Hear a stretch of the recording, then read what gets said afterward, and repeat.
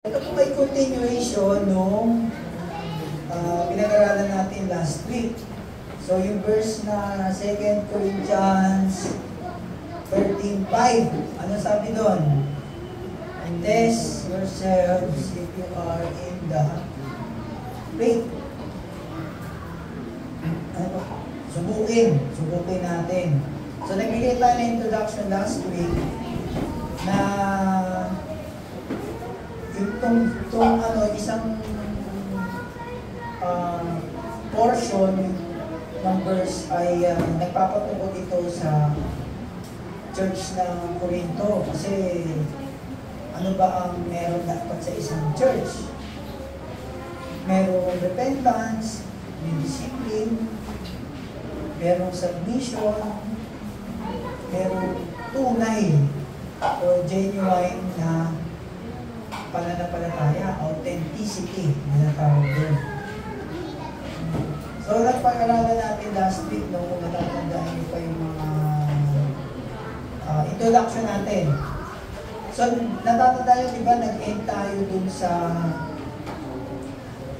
ano ba kailangan nating testingin sa atin para malaman natin na ito yung ebidensya na tunay yung ating pananampalataya o tayo isang tunay na mananampalataya. Marami yun, pero meron na tayo di-discuss na limang points. So, una,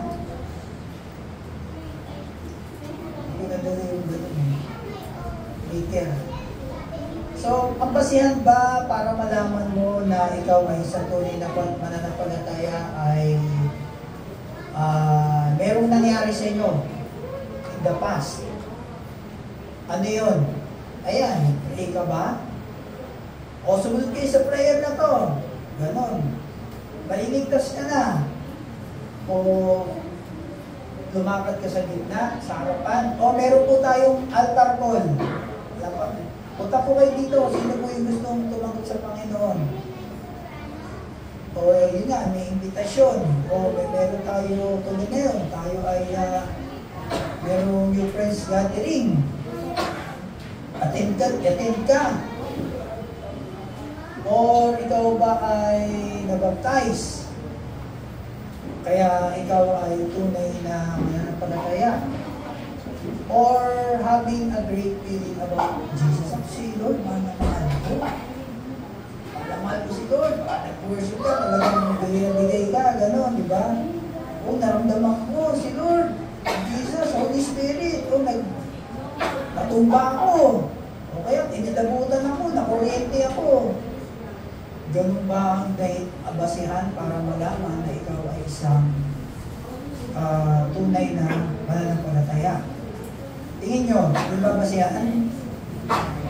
Ha? So, ano yung kailangan natin hanapin? O, tingnan natin sa ating mga sarili. Number 1 ay penitence. Ano ba ibig sabihin ko? Penitensya? Hindi, ito po ay actually yan ay isang other term ng repentance. Pahingi mo ng tawad. Kaya desire to confess sin. Kung ikaw ay isang tunay na mananampalataya o tunay ang pananampalataya mo, ikaw ay magsisisi sa iyong mga kasalanan. Ayaw mong gumawa niyan. Meron kang desire na magsisi. So, sabi dyan, no? Sinasabi natin tayo ay walang kasalanan, dinadaan natin ang ating sarili at wala sa atin sa katotohanan.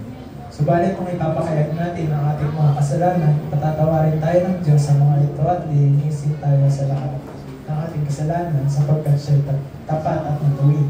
Kung sinasabi natin hindi tayo nagkasala, ginagawa natin sinungaling ng Diyos at wala sa atin ang kanyang salita. Ayan, no? Ang linaw, di ba? Ang linaw, mas malinaw pa sa sikat ng araw. Kung sinasabi natin tayo walang kasalanan, dinadaya natin ang ating sarili. Meron ako mga nakakausap ko sinesharean ko dati,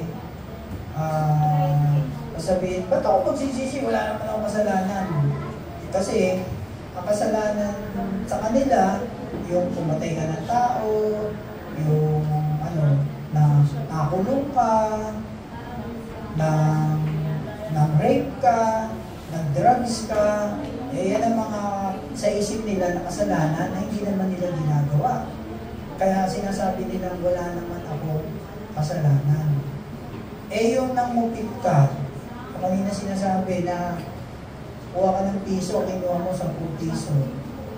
O yung sinabi na saan ka pupunta? Pupunta ako sa bahay ng kapasi ko, pero nagpunta ka sa mall. No? Ano pa? Hindi ako nakapag-aral. Pakopya, hindi ako nakapag-aral. At iba, sige pakopyahin kita. Yung mga ganyan. So sinasabi niya, dinadaya daw natin yung sarili natin at wala sa atin ang katotohanan. So, hindi ka tunay na mananampalataya kung ganyan na sinasabi mo na wala akong kasalanan. Tandaan natin, sabi ni Lord sa Matthew chapter 5 verse 3. So, yung Matthew chapter 5, yun po yung 8 Beatitudes, mga Beatitudes. Sabi dyan, Pinagpala ang mga tao walang inaasahan kundi ang Diyos sapagkat kabilang sila sa kaharian. Kaya lahat po ng mananampalataya ay poor. Sabi dyan, blessed are the poor in spirit, for theirs is the kingdom of God. Lahat po tayo mananampalataya ay poor. Ano po yung poor?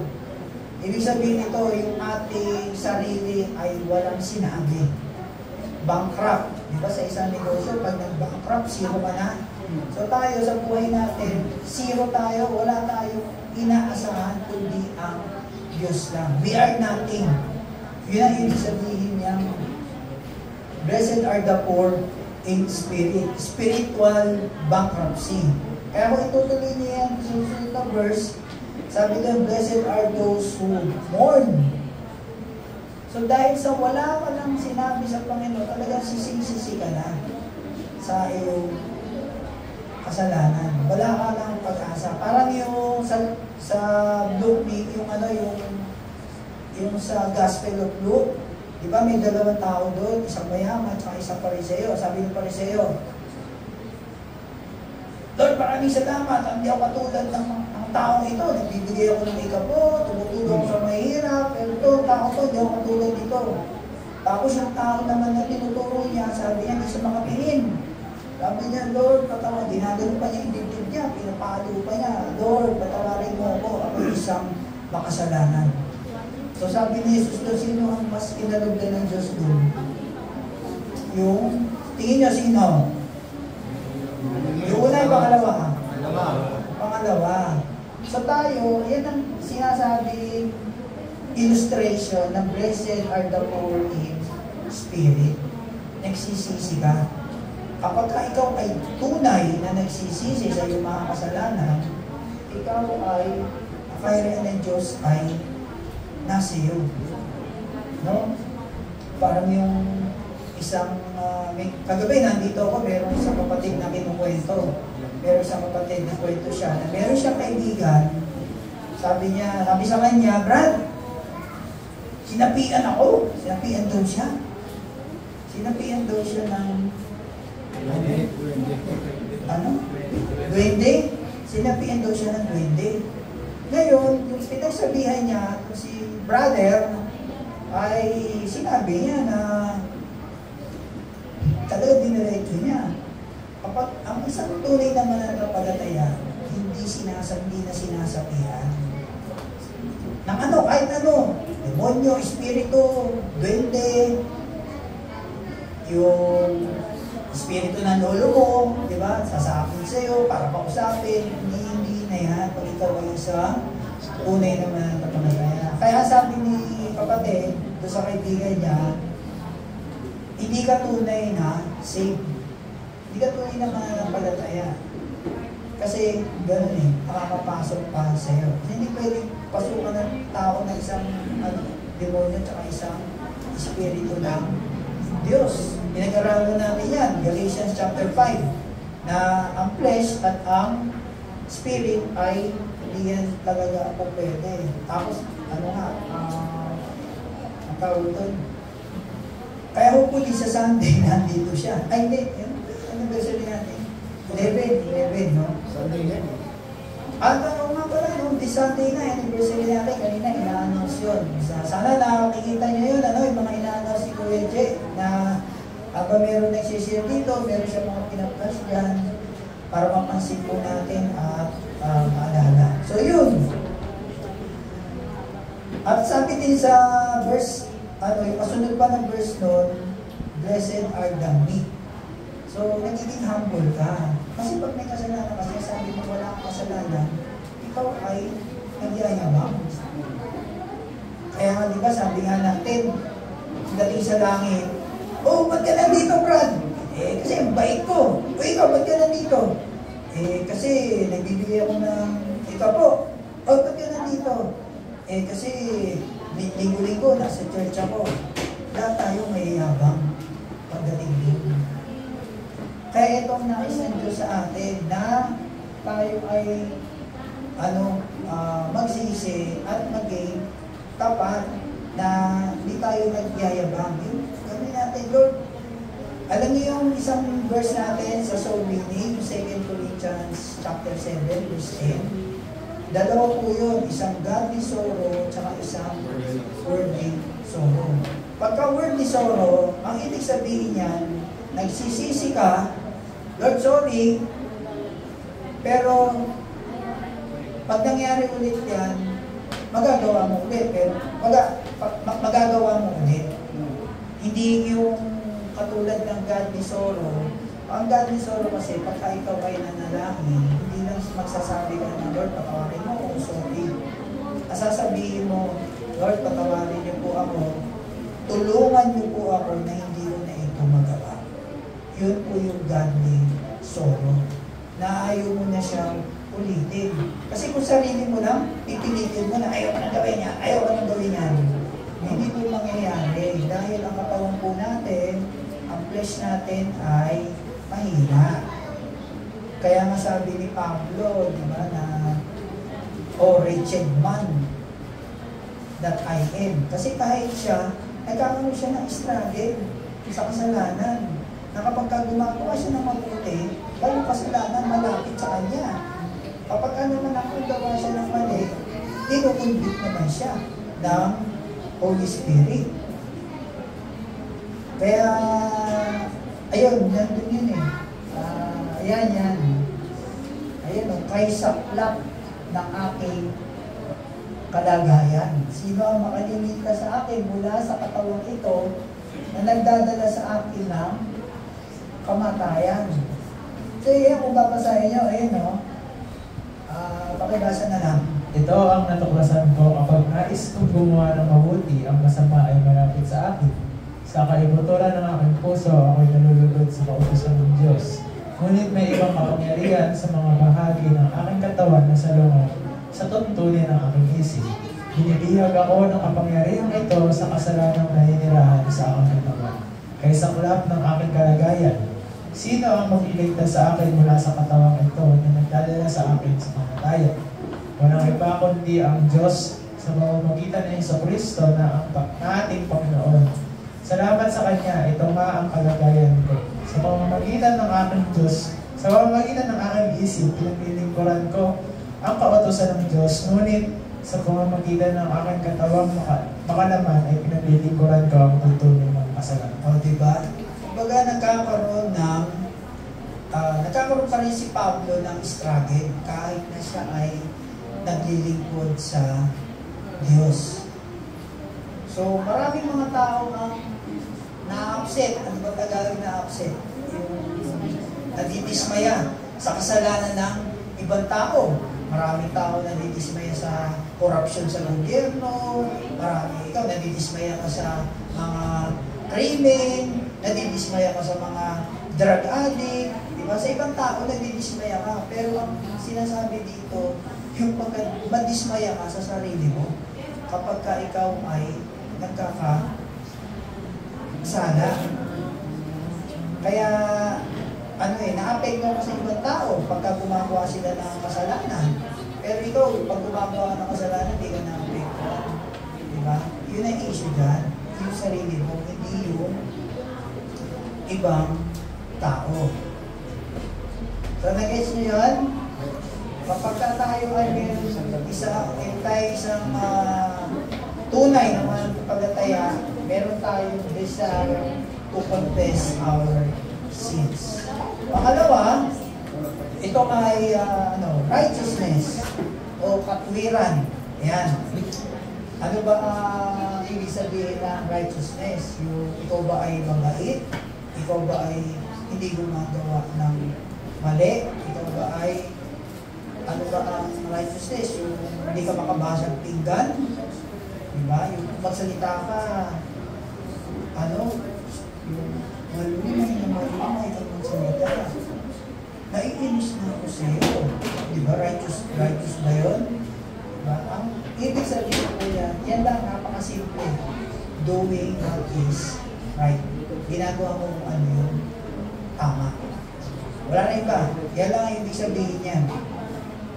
Sabi sa Matthew 5:6, blessed are those who hunger and thirst for righteousness, for they shall be satisfied. Kasi nga naman, kapag ang ginagawa ko sa sarili mo ay tama, ano tama, yun ang ginagawa mo. Meron kang, kapayapaan. Meron ka satisfied yung life mo. Kasi ginagawa mo, tama di ba? Sabi sa'yo na kaopisina mo,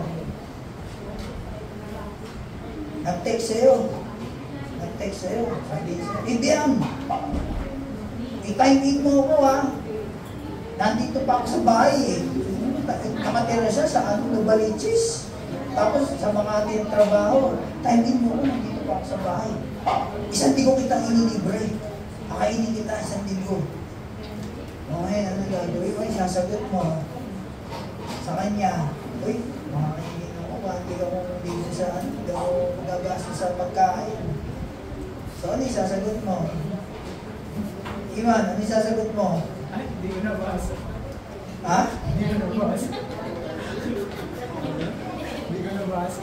Pagdating niya, kaya dumating siya, alas 12. Ay, hindi na dumating yung text mo. Ay, nag-text ko. Ngayon lang kasi. Gaya yun eh. Yan matetest sa atin kapag tayo ay nasa labas na kung ano yung tama. Kasi, di ba, napag-aralan natin, araw-araw sa buhay natin, gumagawa tayo ng desisyon. Tama, mali? Tama. Di ba? Pagdilat mo, ano isipin mo, babangon ba ako, kahiga lang? Doon pa lang eh. Nagdidesisyon ka na. So ito, yung desisyon mo, dito nakasalalay kung tama ang mga binibigay mong desisyon, ginagawa mong desisyon, kung ginagawa mo, ikaw ay mayroong kapayapaan. Ayan sabi ni Jesus sa Matthew chapter 5:20 o 4, ano yan? Ito, Tagalog na lang. Sinasabi ko sa inyo, ang pagsunod ninyo sa kalooban ng Diyos ay tulad lamang ng pagsunod ng mga tagapagturo ng kautusan at mga pariseyo. Hindi kayo makakapasok sa kaharian ng langit. So, ayan, ano ba yung tinatawag, ano ba yung ginagawa ng mga pariseyo? Anong klase pagsunod? Ito po ay external righteousness. Kaya nakalagay internal. Yan ang ibig sabihin ni Jesus dyan. Sinasabi niya sa mga tao ay internal righteousness. Kung ano yung nandun sa loob mo, yun nga yung ginagawa mo nga na tama. Kasi ano ginagawa ng mga pariseo? Diba? Nag-aayuno sila. Itsura nila sa paglabas, meron silang sako, kalbo sila, ganyan. Kaya tuloy sinasabi nung, uy, nag-aayuno yan. Pero sa loob-loob nila, asasama na ugali nila. Naglalakad sila na ganyan, nagpe-pray sila. Ano sabi ni Jesus, di ba? Kung buhayin yung mga pariseo, kung ikaw mananalangin, pumunta ka sa kwarto, at ikaw ay doon manalangin, hayaan mo lang na ang Diyos ang nakakita sa iyo kaysa magpakitang tao ka. Ganyan ang mga pariseo, nagpapakitang tao. Maraming tao ngayon, na nagsasabi nila, na sinasabi nila, uy, Christian ka? O Christian din ako eh. Tapos biglang ginulat ka nung nasa likod mo, ay, puto ko chita. Problema ka na. Diba? Kumbaga, wala sa ano mo, bitago. Gano'n na. Pagka nabibigla ka, meron ng mga nasasabi. Pagka, nangyari, nagsasalita ka na kaya, nalaglag yung ballpen. Ay, putik! Putik! Pero alam mo naman kung ano yung ibig sabihin, yung sasabihin mo. Hindi naman, binabago lang natin. Ay, pusang gala. Ganyan, di ba? Pero nasa isip natin kung ano talaga yung salita na dapat mo bitawan. Binabago mo lang pag dumating na dito. Pag pinroseso na, iba yung lumalabas. Pero ano yung nasa isip mo? Di ba sabi ni Lord kung ano yung walang problema, kung ano yung kainin mo? Kasi nilalabas mo naman. Ang mahirap dyan, kung ano yung lumalabas sa bibig mo, kasi yun ang nagagaling sa puso mo. So, ganun din. Yan yung sinasabi ni Jesus sa mga tao, maging sa atin, na ang righteousness dapat na nakikita sa atin ay yung internal. Kaya nga, doing what is right eh. Kung ano yung tama, makikita yun sa action mo. Eh, nanggaling yan sa heart mo, nanggaling yan sa isip mo. Kaya sabi nga sa Titus 1:6, ano yung sabi mo? Ayan o. Ang sabi, kilala nila ang Diyos, ngunit ito'y pinapasinungalingan ng kanilang nakagawa. Sila'y kasaklang-saklang surain at hindi napapatid sa gawang mabuti. Ayan o. Kapag ka daw sinasabi mo, nakilala mo ang Diyos, pero hindi mo naman pinapakita sa mga ginagawa mo, ay ano daw, ito ay kasuklang-suklang at sumain at hindi nababagay sa gawang mabuti. Kaya ang nais na makita ng Diyos sa atin ay ano, yung internal righteousness. Kasi kapag nasa loob ang iniisip mo na gumawa ng tama, pag nasa puso mo gumawa ng tama, mapapakita mo yan sa ano, sa gawa. Makakita mo yan sa iyong action. Okay, pangatlo, yung submission. Ayan, saan tayo magsasabit? Sa salita ng Diyos. Kasi ito ang divine authority. At natin, makita niyo yung ating vision, ano? Ang Bible ang ating final authority. Ano yung sinasabi dito? Hindi yung nag-pray ka, tapos uy, Gab, pinag-pray kita pag-gabi, sabi ng Lord sa akin, ano?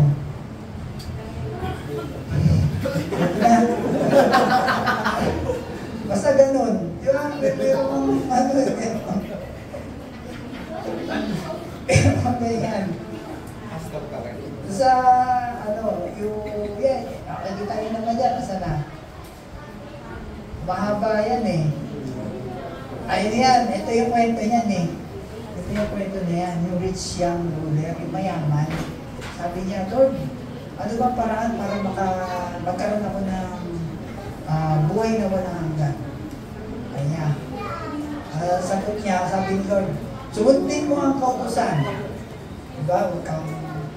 Huwag kang sambahin mo ang Diyos, sa buong puso, huwag kang makikiapid, huwag kang magnanakaw, huwag kang papatay. Sundin mo yung commandments.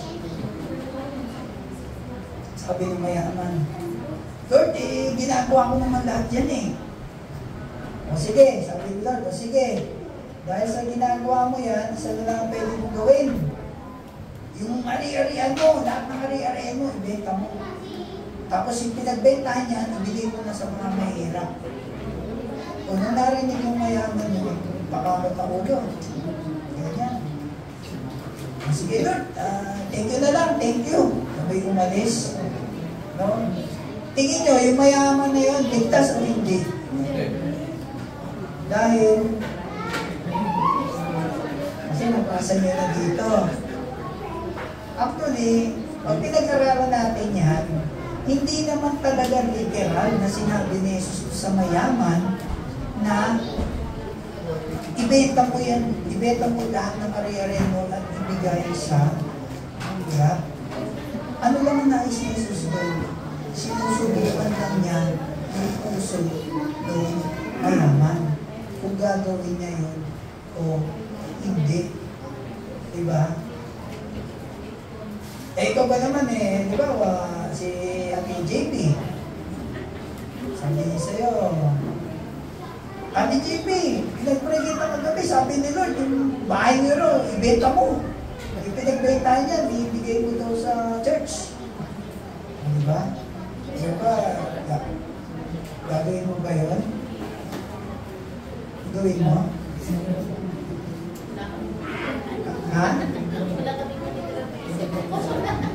Para sila titiran.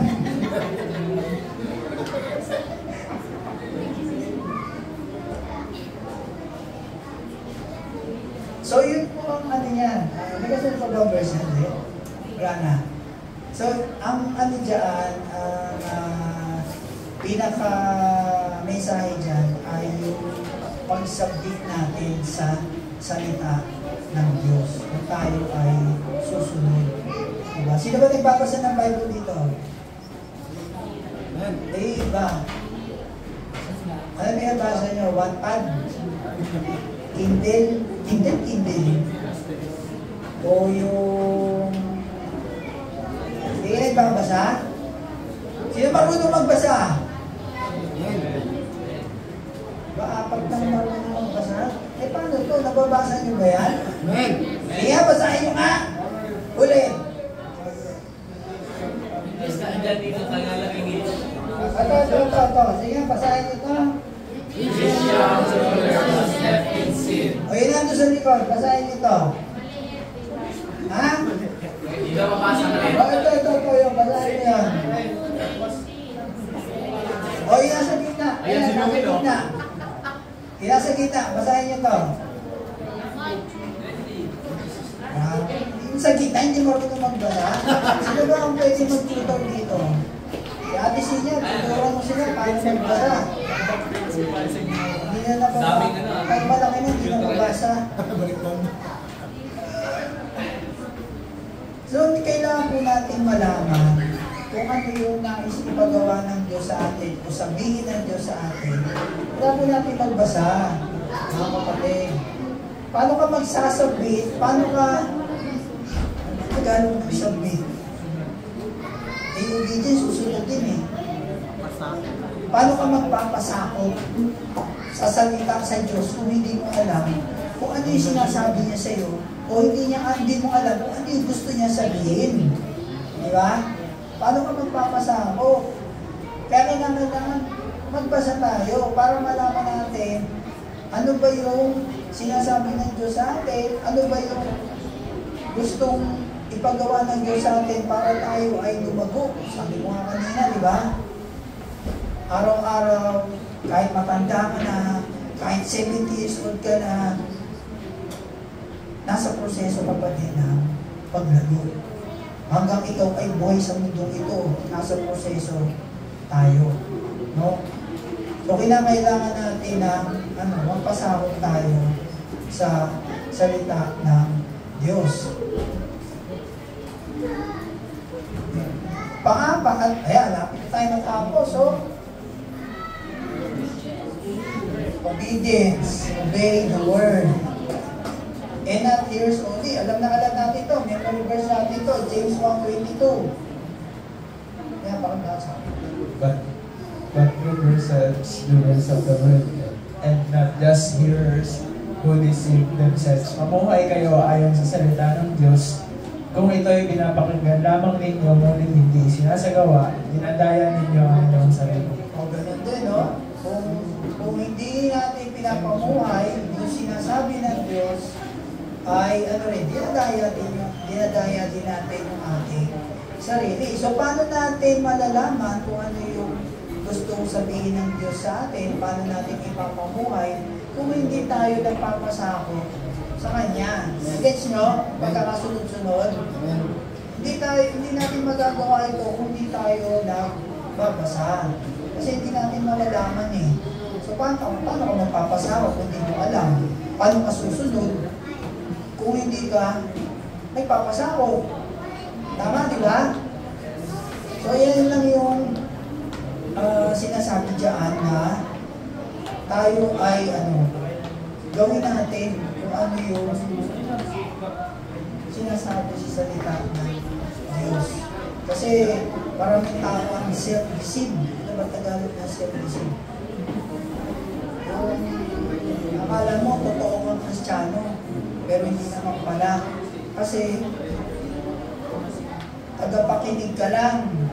Hindi mo ginagawa yung napakinggan mo. Tulad nga ngayon, napag-aralan natin to. Paglabas ng pinto, sana, 20% nung pag-aralan natin, maalala mo. Paano kung paglabas mo ng pinto, wala? Paano mo papawaan niya? Paano mo masusunod?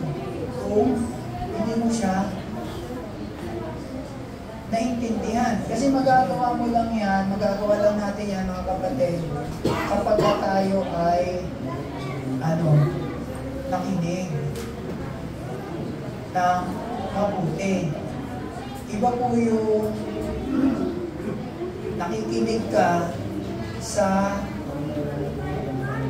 anila yung sinasabi, alisin niya. Iba yung nakikinig ka lang sa pinakikinggan mo. Kasi pag pinapakinggan mo, kahit lumabas ka dyan, alam mo kung ano yung narinig mo. Pero kung narinig mo lang, paglabas mo dyan, wala na. Nakalimutan mo na. Kaya magkaiba yung narinig mo sa pinapakinggan. Doon tayo sa pinapakinggan. Kasi pag pinapakinggan mo, magagawa mo yun eh. Against nyo, magagawa mo pag pinapakinggan mo yung sinasabi. Kaya,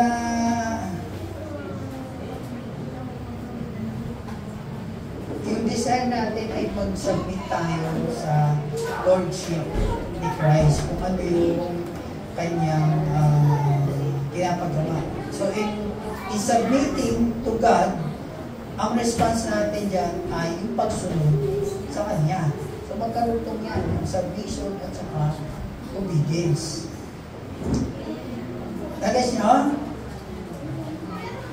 Ano ba yun? Meron pa dyan eh, may verse pa dyan eh. Ayan o. Ayan o. Ano yun? Pakibasa. Kaya't ang bawat nakikinig at nagsasagawa ng mga salitahong ito ay may tutulad sa isang taong matalino na nagtayo ng kanyang bahay na ang pundasyon ay bato. Umulan ng malakas, bumaha at binayo ng malakas na hangin ang bahay, ito ay bumagsak at lubusang nasira. Ang bawat nakinig ng aking salita, ngunit hindi naman nagsasagawa ng mga ito ay may tulad naman sa isang taong angal na nagtayo naman ng kanyang bahay na sa buhanginan. Umulan ng malakas, bumaha at binayo ng malakas na hangin ng bahay, ito ay bumagsak at lubusang nawasak. Yan. Ay, ibig sabihin po yan ay ang salita ng Diyos. Yan ang sinasabi dyan. Ay, alinaw, ang bawat nakikinig at nagsasagawa ng mga salitang ito ay may tutulad sa isang taong matalino. So kapag ka nandun pinakinggan mo tapos ginawa mo kung ano yung narinig mo, ikaw daw ay isang matalinong tao. Tandaan natin, yung dalawang yan, yung matalino at hindi matalino, nasa isang lugar lang yan. Bakit? Kasi parehas silang nagtayo ng bahay. Parehas silang binagyo.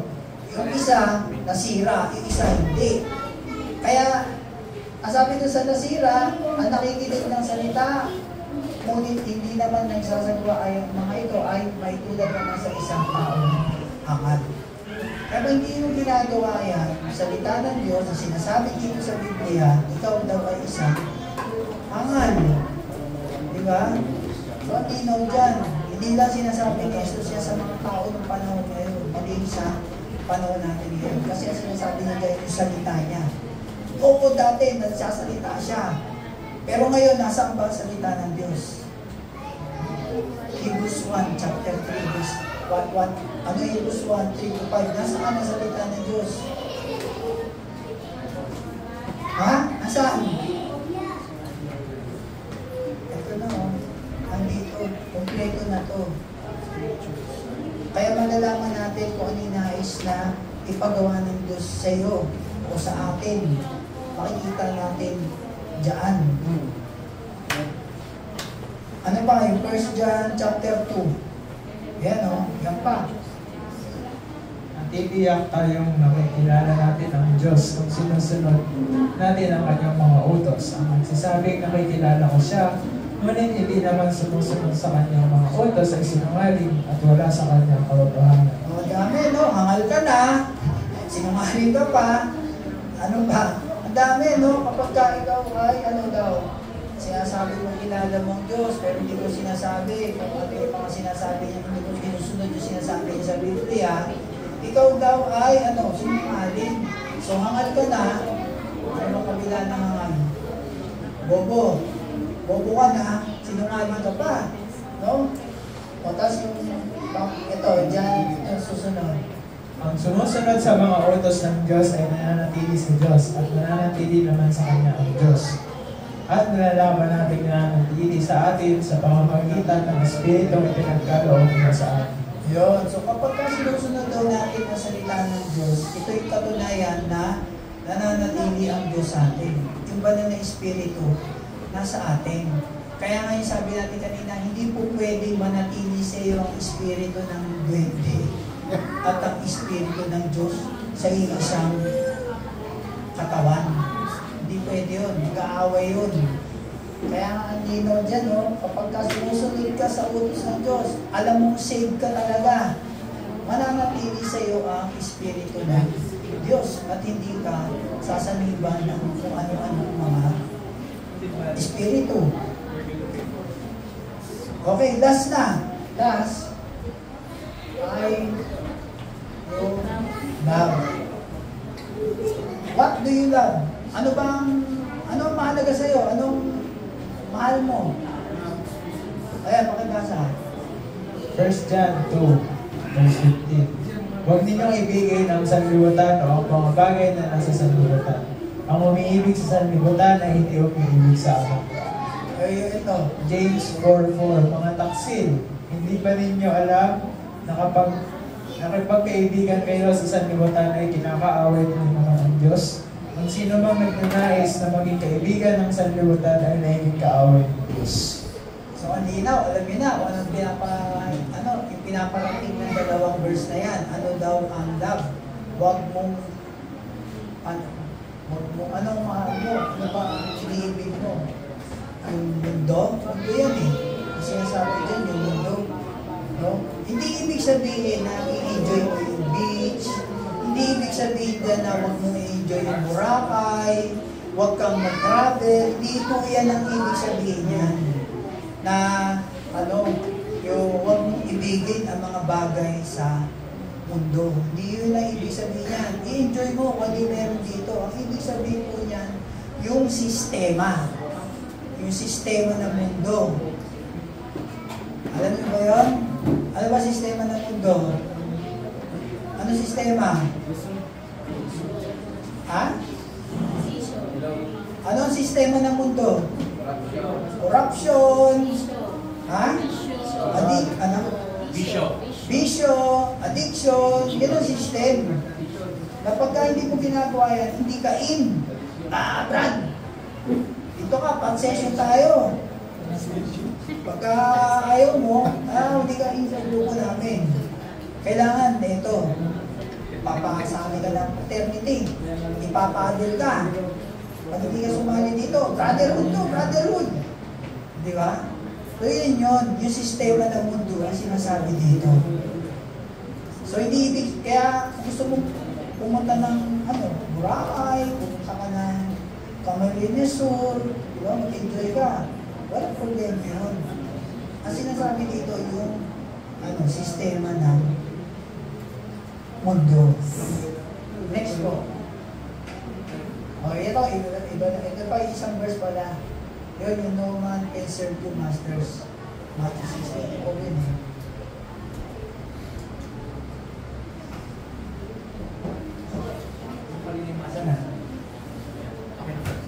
Walang maliping paglingkod sa dalawang Panginoon, sapagkat kapupuotan niya ang isa, iibigin ang ikalawa. Paglilingkuran ng tapat ang isa at hahabakan ang ikalawa. Hindi ninyo maaaring paglingkuran ng pareho ang Diyos at ang kayaman. Diba? So yan yun. Kung ano yung sistema ng mundo kayamanan, yan corruption, di ba? Pag napunta ka ng gobyerno, pag siyabing empleyado ka ng gobyerno, iisipin ka agad sa'yo, kurakot ka. Kasi nakaano ka na eh, yung stigma na yun, tatak na. Pagka nagtatrabaho sa gobyerno, corruption, kurakot ka, kapitan ka ng kapitan ka dito. Pero ang bahay mo, fifth floor, may elevator pa. Pero kapitan ka lang. Diba? Makapagpatayo ka ba naman? Elevator lang, magkano na eh. Diba? Diba? Unang project ni Chairman. Unang project ni Chairman, bahay mo, gawin ko. Ayun. So, next po. So, ito yung sa mundo na sinasabi. What do you love? Mahal mo ba ang mundo? O ito naman, yung susunod. 1 John chapter 2. Yan. Ang nagsasabing siya ay liwanag, ngunit napopoon sa kanyang kapatid ay nasa kadiliman pa.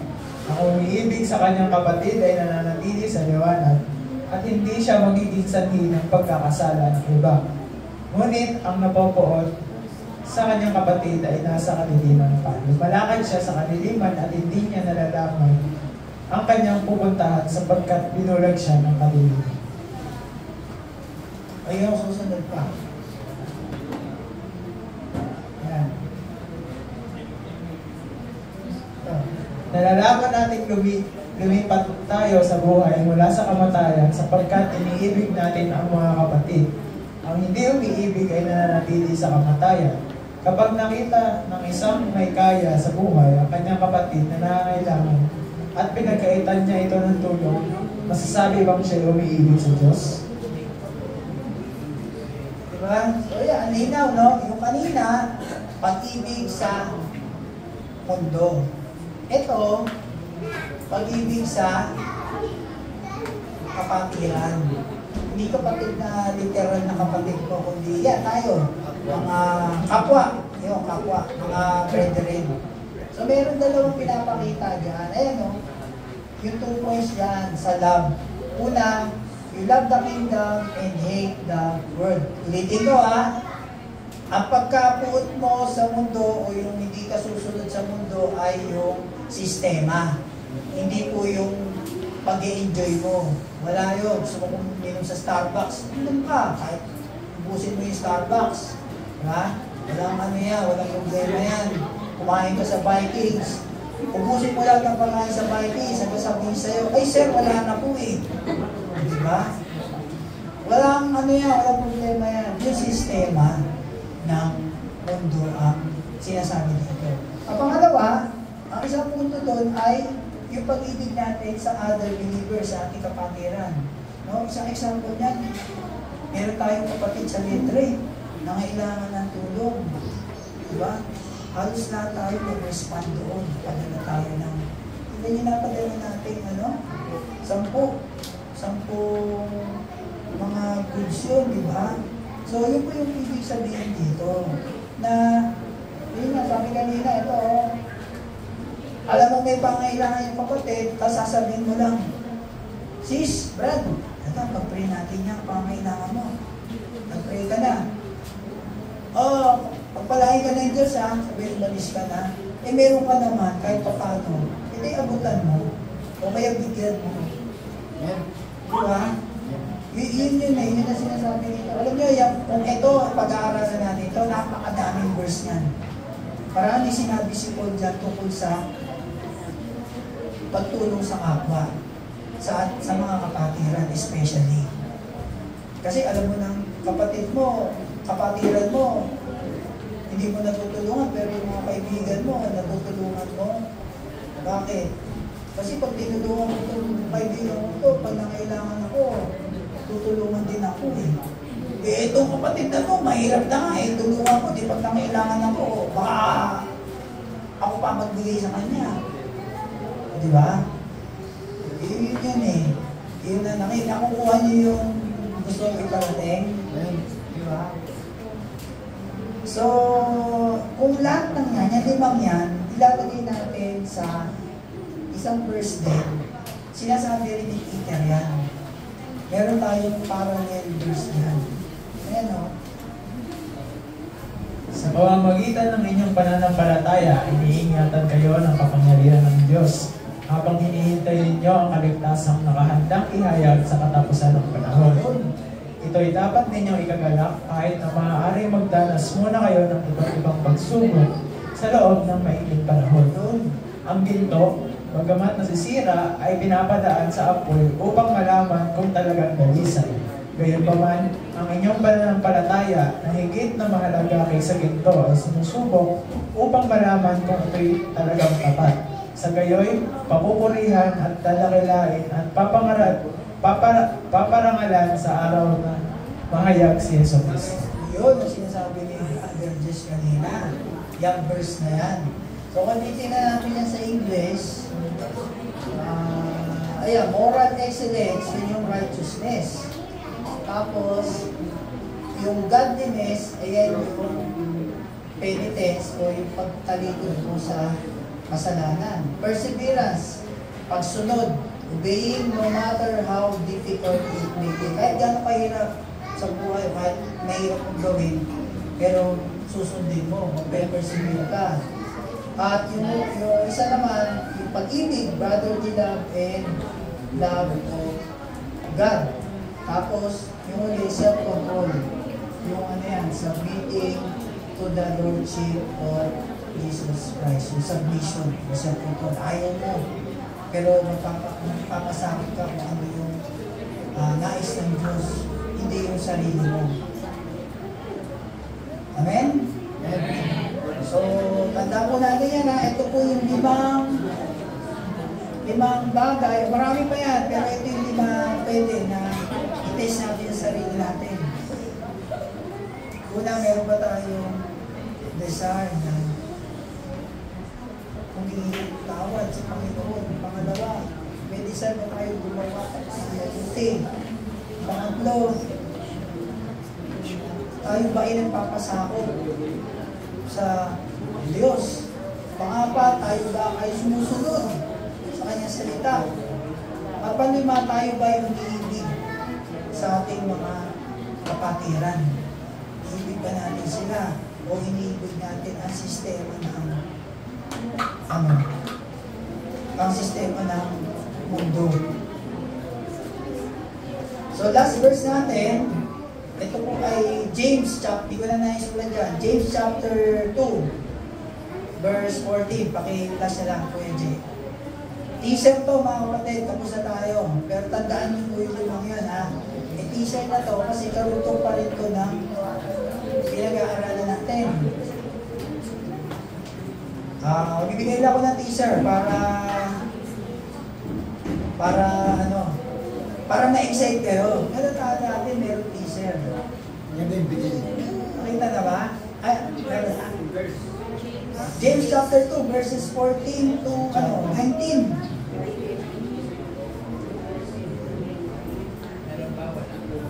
Ito, may tanong ako sa inyo. Ang demonyo ba merong pananampalataya? Meron wala? Sino sabi meron? Uy! May pananampalataya ba ang demonyo o wala? Sino sabing meron? Sino sabing wala? Sino sabing hindi ko alam? Sino sabing wala akong pakialam sa sinasabi mo, Pastor? Bilisan mo at ako'y natututot na. Saan na? Oh, wala? Sa internet? Sige, James chapter 2, verse 14 hanggang 19. Verse 14, mga kapatid, ano ang mapapala ng isang tao kung sabihin man niya?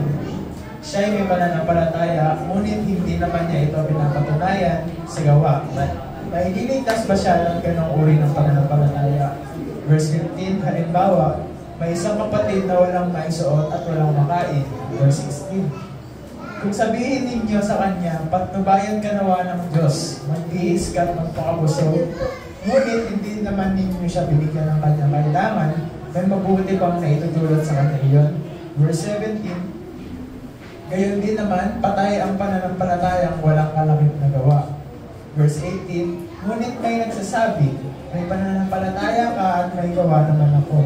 Ipakita mo sa akin ang iyong pananampalatayang walang kasamang gawa, at ipapakita ko sa iyo ang aking pananampalataya sa pamamagitan ng aking mga gawa.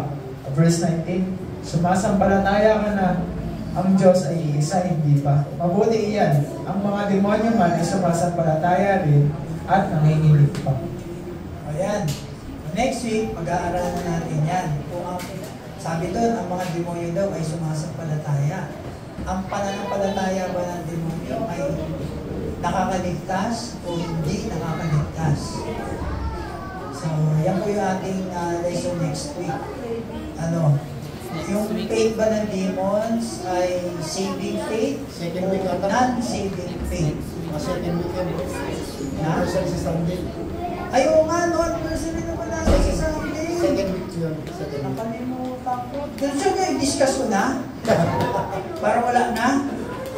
Then, after anniversary natin, huwag yung kalimutan, maganda to mga kapatid. Isang example dito. No amount of knowledge is proof of salvation. Ibig sabihin yan, oo, alam ko may Diyos. Alam ko si Jesus napako sa krus. Nabuhay siya, nabatay, nabuhay muli. Alam ko yan. Alam ko Biblia. Alam ko na tinuturo niya sa church niyo ay tama. Ang tanong, nakakaligtas ba yun kung ano yung alam mo? So hindi. Sabi doon, no amount of salvation is proof. No amount of knowledge is proof of salvation. Hindi dahil sa alam mo, ligtas ka na. Kasi ang mga demonyo, gano'n. May tinanong ako kanina. Alam nila ang Diyos kasi alam nila sovereign ng God. Alam nila kasi galing sila dun eh. Diba? Pero, ba't hindi sila ligtas? So, next week natin yun. Sige, tayo po tayo na.